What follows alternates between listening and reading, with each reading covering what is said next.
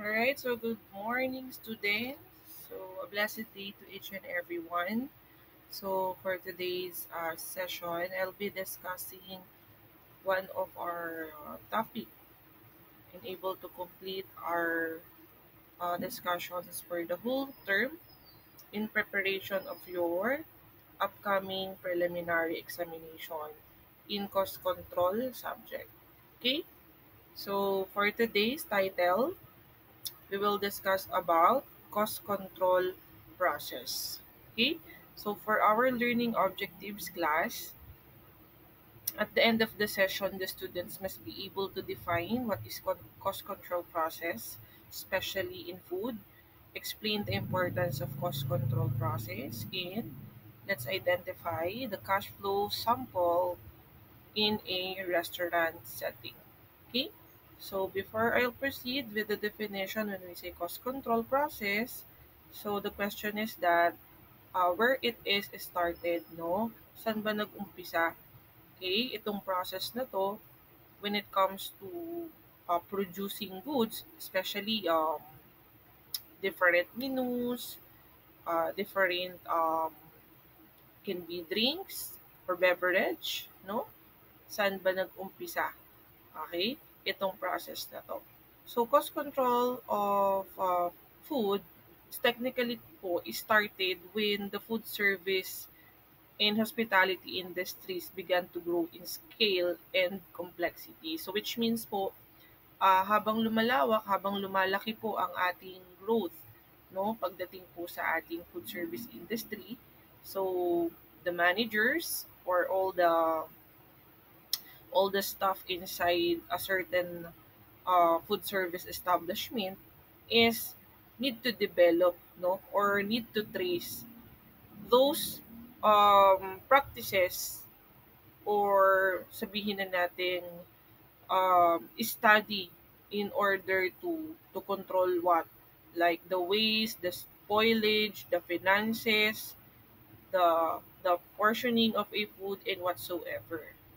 Okay, so in short, the cost control in food is also started simply because there's a need to balance the quality and also the profit. Okay, yung quality, yung ipo-provide natin of course sa customer natin, no? Na orders nila. Okay? And yung profit, yun naman po ay sa part ng food service establishment na kailangan naman talagang kumita. That's why they need to implement the cost control process. So, define na natin siya ngayon. So, the cost control process in food flows is started po. So, paano po siya ginagawa ng ating mga food service establishment? No? They will start to plan. Still remember po yung topic natin about the roles of the managers, no? 'Di ba? Meron tayong na-mention doon about planning and budgeting.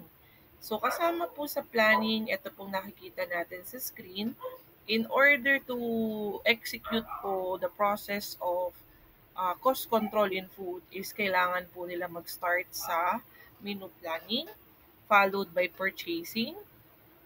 Next is receiving, storing, issuing, production, portion control, sales, inventory, and lastly po is the evaluation or monitoring. Okay? So, isa-isahin natin siya. Since we are discussing about the process, ito po, no?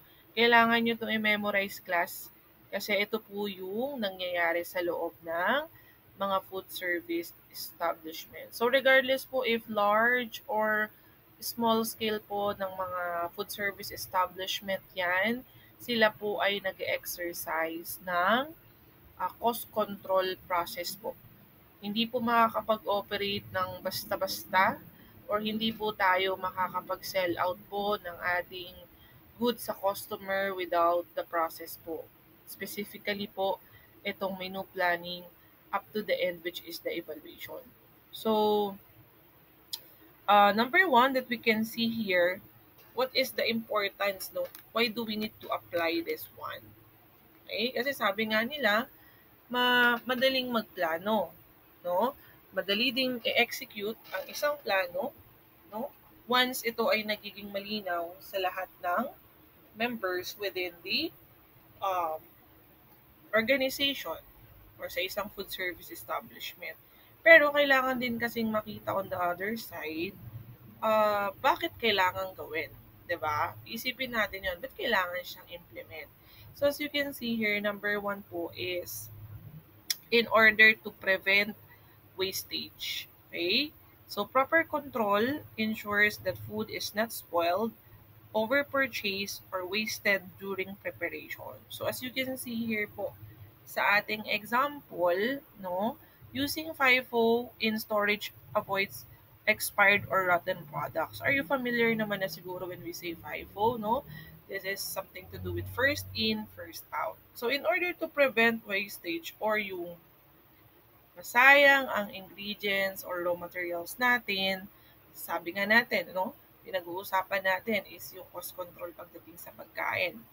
So, kailangan po natin i-exercise yung FIFO. Wherein, ang staff po ng ating food service establishments, they are required po to put some dates. Halimbawa, no, they will transfer the the sugar, the powdered milk on a certain container. So, na-open na technically yung mga lagayan. So, they need to input some expiration date on those containers po. Or if ever naman po na hindi na kailangan pang include sa what I mean is i-transfer sa mga containers, halimbawa yung mga soy sauce din, no?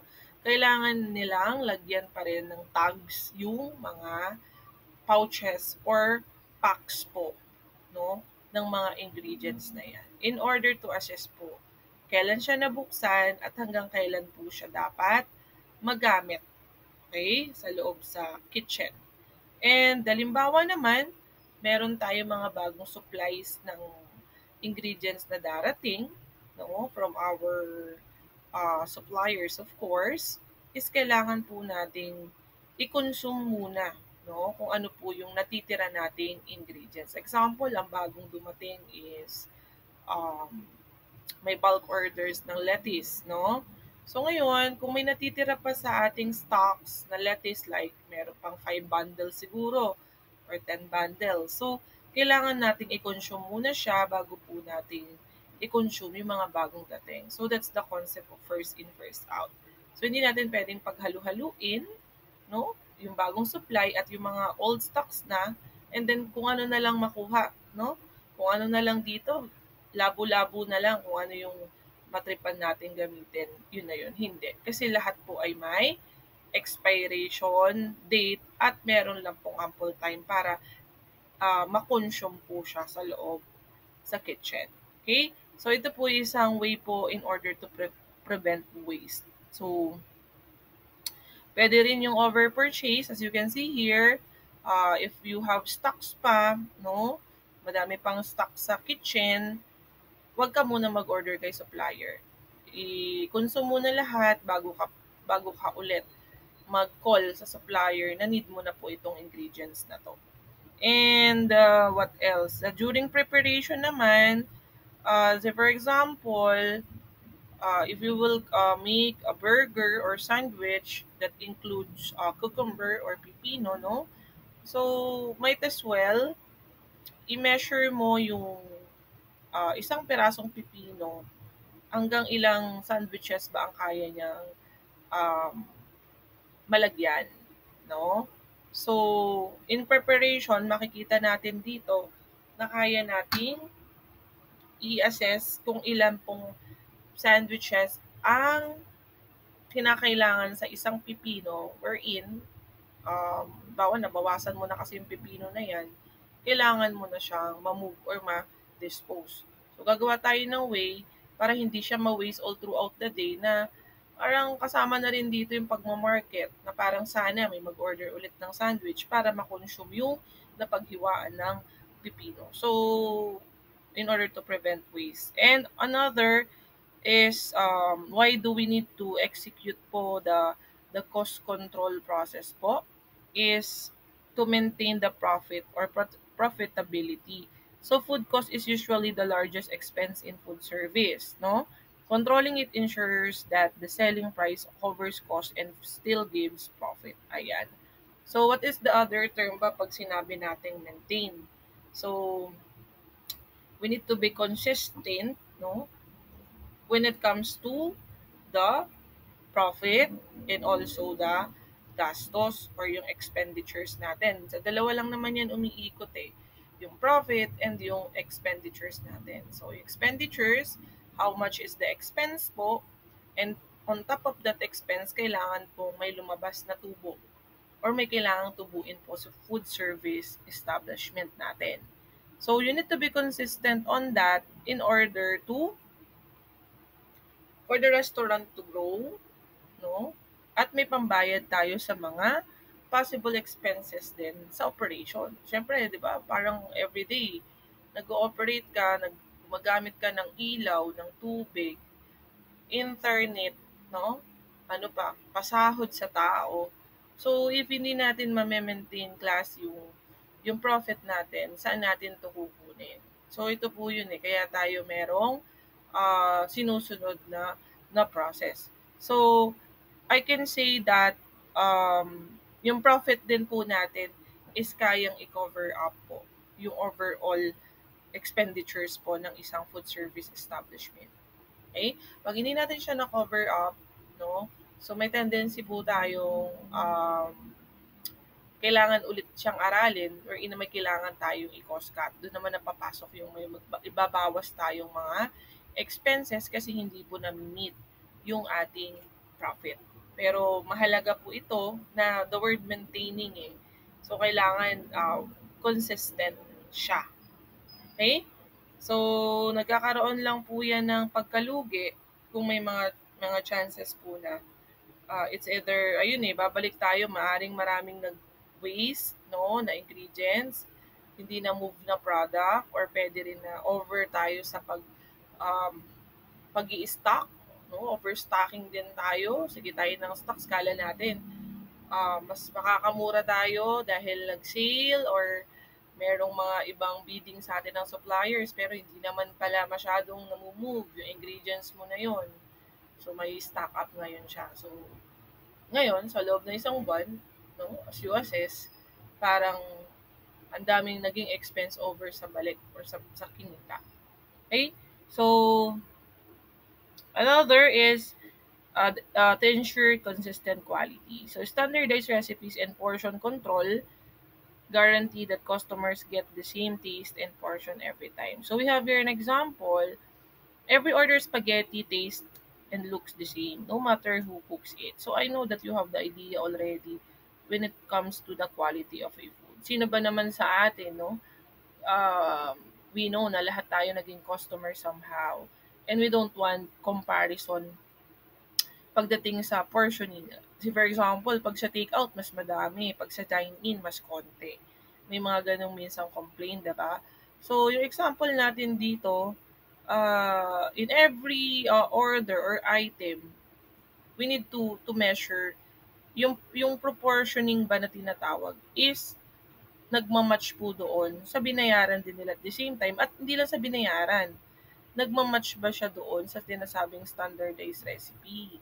Di ba may sinusunod tayo sa kitchen na recipe, no? Procedure, kaya tayo may recipe eh.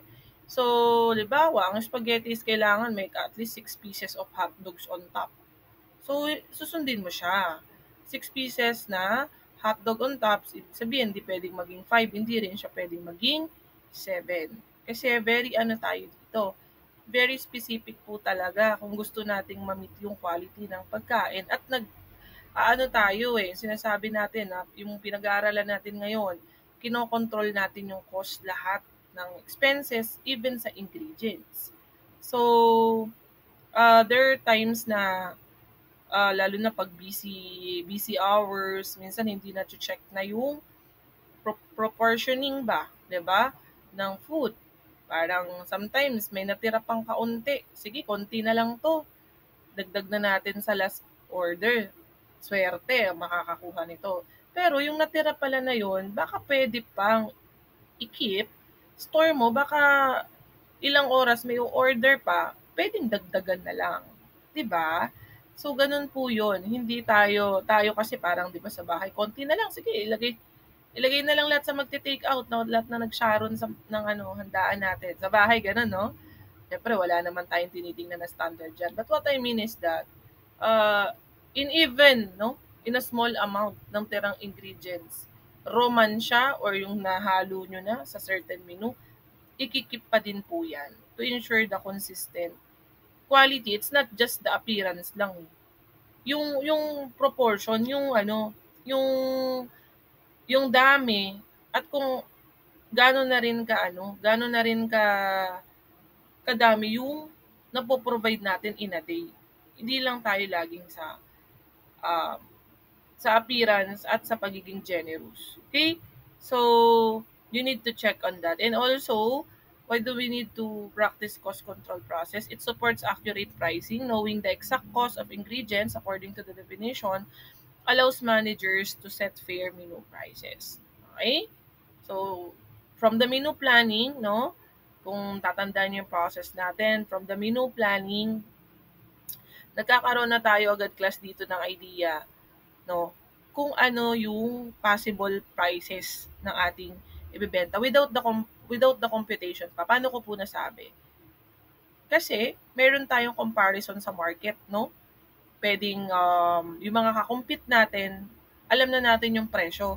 So ngayon, binabangga mo na lang din yung presyo ng mga nasa market doon sa pricing po ng ilalabas nating produkto or lalagyan ng presyo. So from that point pa lang, if you have already the idea, halimbawa, if you will sell spaghetti, one tub of spaghetti that costs 60 pesos, no? Very random tayo nag-price sa na yan, sa item na o sa food na yan. Kasi na-compare mo siya sa market or yung mga kakumpit. Pero, ang tinitingnan natin dito, specifically, andun na tayo sa 60 pesos, mas nagiging malinaw sa atin kung paano pa magiging accurate yung 60 pesos na yan na binibenta rin ng ating mga competitors. Okay? Kasi bakit? After menu planning, ano bang mangyayari? 'Di ba? Sa menu planning kasi, 'di ba, kasama na 'yun. What if price natin ganito? Kahit hindi ka pa sure, meron kang iniisip na price. Doon sa purchasing magbe-base. Okay? Yung 60 pesos mo na 'yan, ibabangga mo na siya ngayon doon sa supplier mo. Magkano ba ang ibibigay sa inyong presyo pagdating sa keso or cheese, sa spaghetti sauce, hot dogs, no? Bibilhan nyo ng mga tubs for take-out, no? Take-out containers. So ngayon, mas nagiging detailed sa'yo na visible ba or parang reliable ba yung 60 pesos. Kung mas bumaba siya dahil nakakuha tayo ng mas murang supplier, mas okay po yun. Okay? So it supports the accurate pricing as well. And it improves efficiency by what? By following the food flow, purchase, store, issue, cook, and serve, operations run smoothly. So staff know how much to prepare and when, avoiding confusion and extra work. Okay? So as you can see here naman, as the customer order po ng kanilang menu or ng kanilang specific dish, you need to prepare on that. Okay? And make sure to understand and read on the standardized recipe as well. And then pag nasunod na natin yung recipe, accurate proportioning sa lasa, sa itsura, no, is we're able to serve that sa customer natin. So para bang technically makikita nyo dito sa flow na to, no, even the staff are being prepared for what they need to do, which is specific. Okay? Kasi class sa cost control kasi, ito po yung pinaka mabigat gawin sa loob ng food service establishment. Kasi lahat po is nakamonitor ka. Okay, ano yung mga specific na kailangan i-monitor? Paggamit mo ng ingredients at paano mo ba i-calculate na tama yung paglalagay mo halimbawa ng paminta dyan na isang kutsara lang kasi it costs 2 pesos. 2 pesos per meal. yung paminta na nilagay mo. Even yung 1 pinch of salt, ilan ba equivalent niyan? So, ganun ka-accurate. So, if we can do that, if we're the staff, you're working efficiently, and not just efficiently, you're being effective. Okay? At hindi lang yon for you, no? But also to the whole food service establishment. Kasi tinutulungan mo yung food service establishment kumita. Hindi lang dahil you are a skilled person. Okay? So, yung confusion nawawala. Bakit? Kasi alam mo yung gagawin mo. Okay? Lalo na kung ikaw ay bago, alam mo kung ano yung susundan mo. No? Ilan ba dapat ang nakalagay na bacon bits sa Caesar salad? Kahit baguhan ka, if you know the flow, no, ng recipe na ipe-prepare mo sa kitchen, alam na alam mo 'yan na kahit wala sa yung mag-guide, nagigets mo yung trabaho mo. The bacon bits po is kailangan makapaglagay per Caesar salad ng at least 1 tablespoon lang. So by means of the the standardized recipe that is present, no, sa kitchen. So it improves the quality, and hindi ka nanguhula sa loob ng kitchen. Okay? Kasi pag nanghula ka pa, ang ano nun, ang disadvantage nun, no, hindi mo alam yung ginagawa mo sa loob ng kusina. Magkakaroon ka ng extra work. Papasok yung extra work wherein uulitin mo kasi hindi mo sure yung ginawa mo. At kapag inulit mo po yun sa loob ng kitchen, ano nangyayari, nagwe-waste ka ng time, yung labor, at nagwe-waste ka ng ingredients mo. Kasi hindi mo naman na yun mabebenta eh. Hindi mo rin mapo-provide na yun sa customer kasi you're unsure. Confused ka dun sa presentation or confused ka dun sa ginawa mo dish. So, you need to work with with the knowledge that you have, especially what is being instructed inside the kitchen, okay, in order to work efficiently. And prevents theft and pilferage. So strict inventory and issuing controls reduce losses from unauthorized use of food items. So example natin, requiring requisition slips before taking items from storage. Kasi class merong mga food service establishment na hindi all throughout lahat po ng ingredients po nila is nasa kitchen. Meron silang a certain room po, parang it's a stock room siguro, no? Na kung saan, or commissary, yan, sometimes commissary po ang tawag, wherein they gonna request po the needed ingredients po on a certain week or pwedeng day, no? Wherein, mas namo-monitor po yung mga needs lang within that day or within that week. Meron lang pong person assigned kung ano yung mga needs na ingredients. Let's say, for example, you will request for soy sauce, you will request for condiments, you will request for vegetables, fruits, and so on. So, merong in charge dyan na ipoprovide po yun within the food service establishment. So, ang reason dito kaya may mga ganon is maaaring malaki na ang restaurant na to, and at the same, marami ng branches, no? And at the same time, marami na rin silang tao sa loob. So, mas ina-avoid na um, anytime pwedeng madaya yung inventory kung nasa iisang place lang siya at puro puro chef lang ang pwedeng gumamit noon, kasi di naman na kaya mag-monitor ng chef eh. Kasi sila puro luto lang, prepare lang, no? Request lang. So, ang pag-inventory, hindi na nila sometimes kaya pang gawin out of their busy schedule sa loob ng isang araw. So, meron tayo mga authorized person dito. Okay?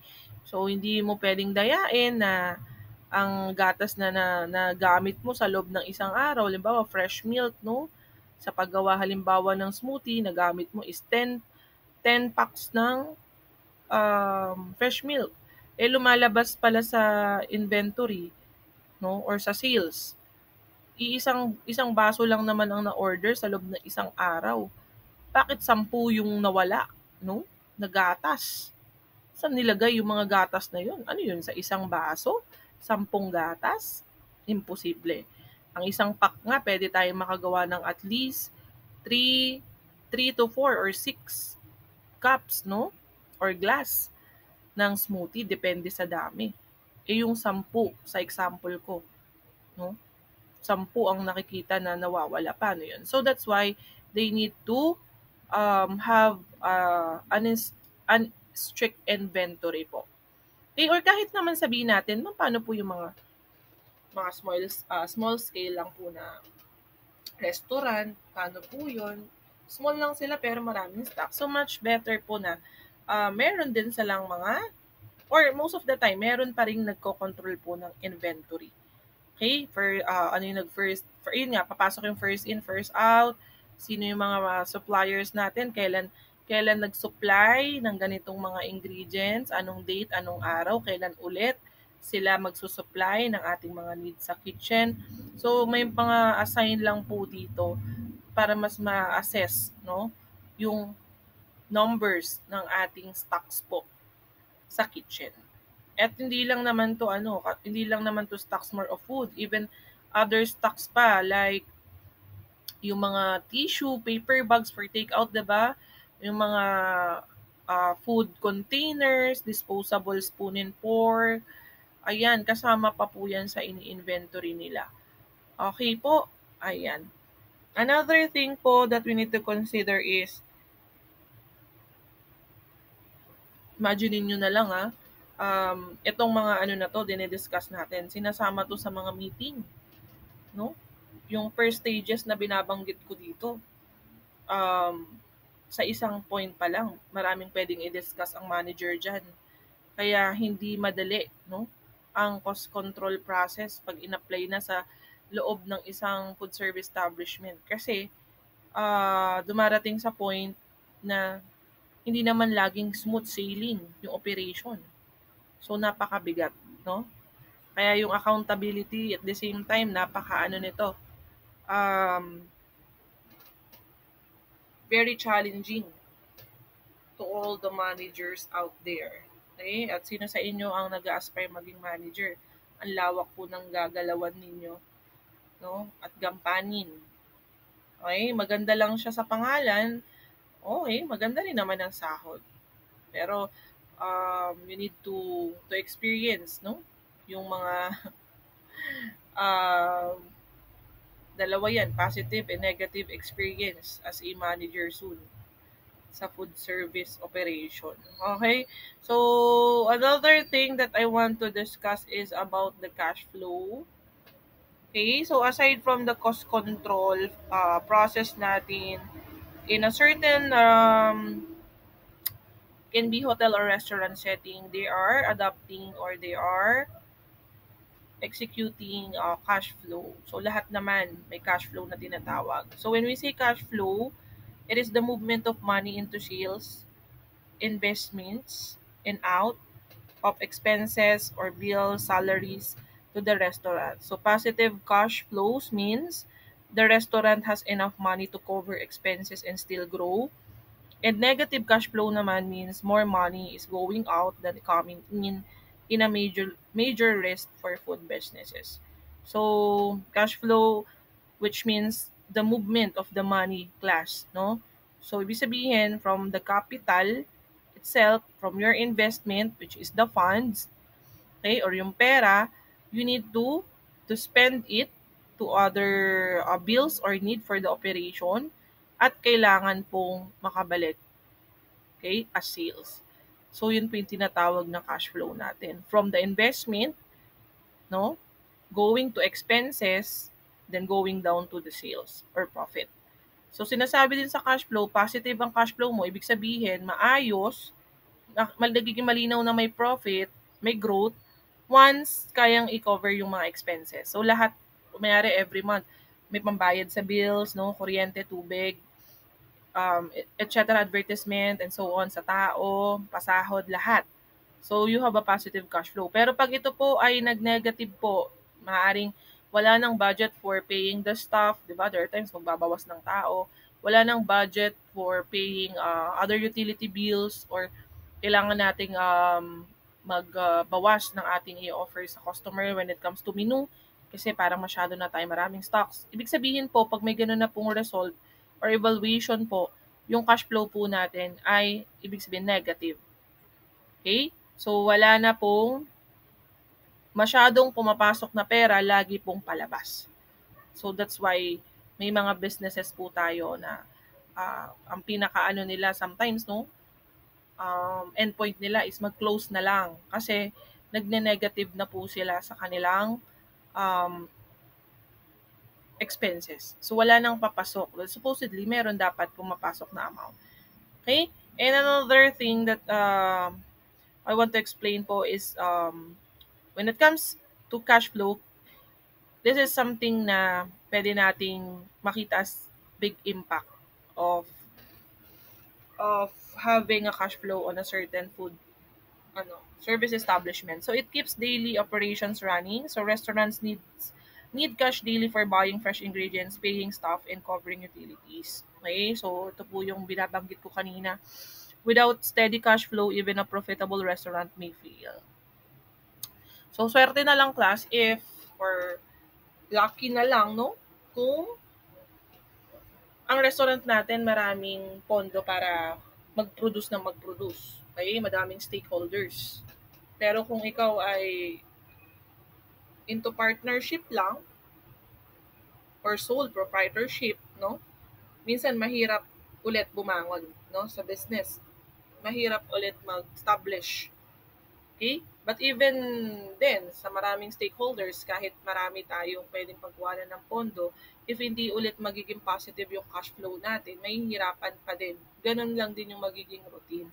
So, might as well talagang sumunod tayo or sumunod doon, no, sa cost control process na pinag-uusapan natin ngayon. If kayang maging strict dito, gawin natin para mas maging maayos yung sales natin at yung run ng business. Okay? Kasi anhin naman natin ng mga loyal customers given na sila po yung pinagmumula ng kita. If tayo, we cannot provide na. Di ba? Paano pa sila papasok sa ating restaurant? Hindi na. Kasi wala na tayong maibigay. Tao mo, wala na, ubos na. Mga ino-offer mo, nakaranas kayo class na nag-o-order kayo sa isang kahit sa simpleng kainan na lang, no? Lahat out of stock, 'di ba? May ganun, 'di ba? Parang lahat na lang ng gusto mong orderin, ang dami sa menu, out of stock lahat. Isa lang ang meron, no? Hanggang dalawang option lang. Which means po, may possibility nagne-negative na yan. Kaya parang pili na yung mga sineserve nila at ino-offer. At the same time, mapapansin nyo, ilan na lang din ang nag-a-assist. Na dating halimbawa, 6, 7 na food attendant, no? Naging isa na lang hanggang 2. So, merong problem sa kanilang cash flow. And another thing po na I want to explain is, also cash flow helps manage seasonal fluctuations. So, restaurant sales often change depending on seasons, holidays, or customer demand. So, strong cash flow ensures the business survives during slow months. Ayan. So, dito naman class, makikita natin, no, if, halimbawa sa loob ng isang taon, if the cash flow po ng isang restaurant or food service establishment is for 1 year or 12 months, positive, no? Positive ang cash flow nila. So, may tendency po na nami-meet nila, consistent po sila sa kanilang profit or more than the profit pa minsan ang nare-receive nila because of yung sinasabing seasonal, 'di ba? Pwedeng kasing during bear months, nagta-times 3, nagta-times 4 ang profit. Pwedeng ganun eh. Pero, may mga pagkakataon na zero talaga. Walang-wala halos kita. Nangyayari po yan in reality. So ngayon, because of the positive cash flow po from the previous history, no, kaya po siyang bitbitin pa din, no, ng kayang bitbitin pa rin yung expenses doon sa buwan na halos walang kita. Kasi may mga buwan naman na kumita ang restaurant. Nakukuha ninyo yung point. So maganda po, mas iaano natin, mas magiging mas magiging ano tayo sa pagse-serve or pagpo-provide sa mga customers natin during bare months, no? Or hindi lang bare months, kung ano pang klase ng um, holidays, no, or season, kailangan mas makaisip tayo ng mga creative marketing strategy or other methods para makapag-upsell tayo, no? Halimbawa, pag per months, daming pera ng mga customer, diyan natin anuhan, diyan natin pag-isipan na ano yung mga pakulo, no? May mga sale ba? May mga combo meals ba? May mga Christmas discount, etc. No? In order to save those months, okay? Na pwedeng wala rin halos talagang um, kikitain. Okay? Yung tinatawag natin na slow month. So um, kaya pa siyang dalin, okay, ng ibang ano natin because of the other seasons po na tayo ay kumita. Okay? So, I guess this is the last slide, class. So, I hope and pray that you have learned something from our topic about cost control process and at the same time, the importance of the cash flow. So, you may watch it again just in case mas gusto nyo pang mas maintindihan siya, no? Pwede nyo siyang i-review and even those slides po. Okay, so that's it for today. Thank you so much for your time and I wish you luck sa inyong coming prelim exam. Goodbye everyone!